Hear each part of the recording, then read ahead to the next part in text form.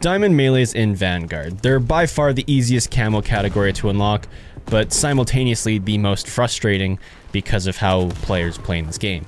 Some things that you should know about the melee weapons in this game is you should run a specific class or have things on your class to help you out. The perks that I run frequently while running melees is Dauntless, Tracker, and Lightweight. Lightweight will make you run faster, which is always needed with melee weapons because you want to get to the enemies as fast as possible. Tracker will let you know where enemies are and will let you track where enemies are coming and going from. You'll see their footprints on the ground. Everyone knows how that perk works.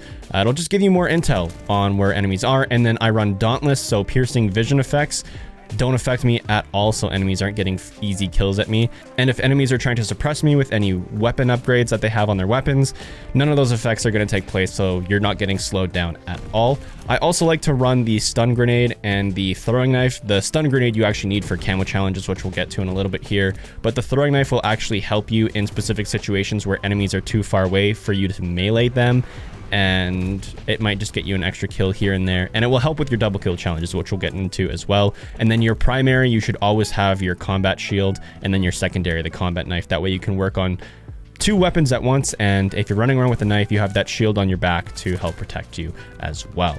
And if you do finish the stun camo challenges, then run a smoke grenade on your class. I find that smoke grenades let you run around the map with a little bit of ease, and so you can kind of sneak around a little bit more.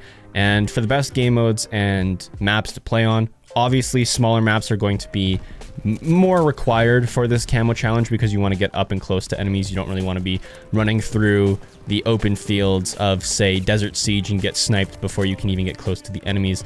As well as if you're playing in the Ship House 24/7 playlist, try to get Das House, because Das House camo challenges are way easier than Shipment. You'll just get punished on Shipment and it's not very fun.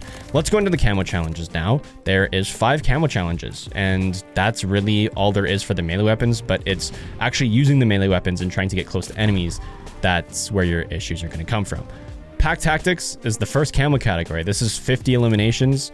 This is just 50 kills with both weapons. You'll easily finish the knife and shield eliminations. Surgical is going to be your backstabber medals. This is literally just killing enemies from behind. It's extremely easy with the knife and a little bit harder with the shield. The shield's a 2-hit in core, so I recommend grinding hardcore for your shield because you don't want to be stuck trying to melee an enemy from behind twice and then have them turn around and just shoot you before you can get the second melee off. And for some reason, if you do get that second melee off before they kill you, they turned around anyway, so you're not getting that backstabber medal. Your Predatory camo is sliding kills. These are extremely easy to complete. You just need to kill an enemy while sliding. Get used to meleeing while sliding. This is definitely harder with the shield, but it's still doable. It's only 30 for each weapon, so it's not going to be the hardest camo challenge to do out there. You just have to get close to enemies, or for some reason, find an enemy that's not suspecting you, slide against them, and get that kill.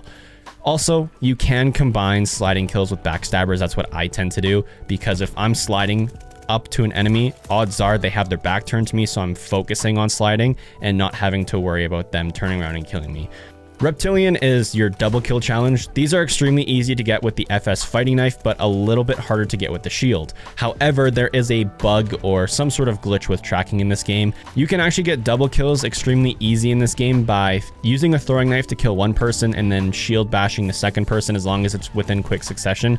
You can use this with any weapon in the game. So if you want double kills with your FS fighting knife, you can use a throwing knife, kill an enemy really far away, or just a bullet weapon really far away, switch to your knife and stab that second enemy, and as long as that second kill for your double kill is coming from your knife or your shield, it will count towards the progression of double kills. That's where the throwing knife is going to come in extremely handy with the combat shield. You'll throwing knife one enemy and then kill the other enemy with the combat shield, rather than having a bunch of enemies pile up in front of you and then hoping you can get a double kill off in hardcore before getting absolutely melted or one shot by anything that's really overpowered in the game. And the last category was actually fixed, and this is your Deadeye category. It's killing enemies while they are stunned. There used to be a glitch where you had to be the one that was stunned to get the challenge completed, so you pretty much had to stun yourself and then kill an enemy.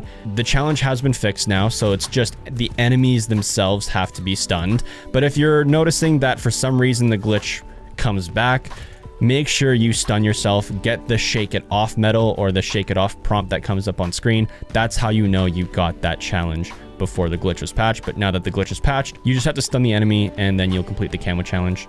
A lot of the times when I was getting these stun kills, because I actually went back and tried to see how easy it was to get these stun kills with these weapons now, a lot of the times when I did kill an enemy that was stunned, I got the Shake It Off medal to begin with in the first place because I was stunned myself, but overall, it's extremely easy to do. That's it for the melee category. If any future DLC weapons are added to the game within the melee category, assume the camo challenges will be the exact same, and they're easy to get gold and to get diamond. It's just, you just have to suffer a little bit with dying over and over and over again because you're running around with a knife. You brought a knife to a gunfight, in all honesty. So expect to die a lot. It's going to be frustrating, but it is extremely rewarding once you get a diamond. Anyway, that's the video for today. I hope this guide was helpful. If you guys have any questions, I'll try to answer your questions down in the comment section. I'm about to head out, and if there is one, I'll see you guys in the next one. Peace.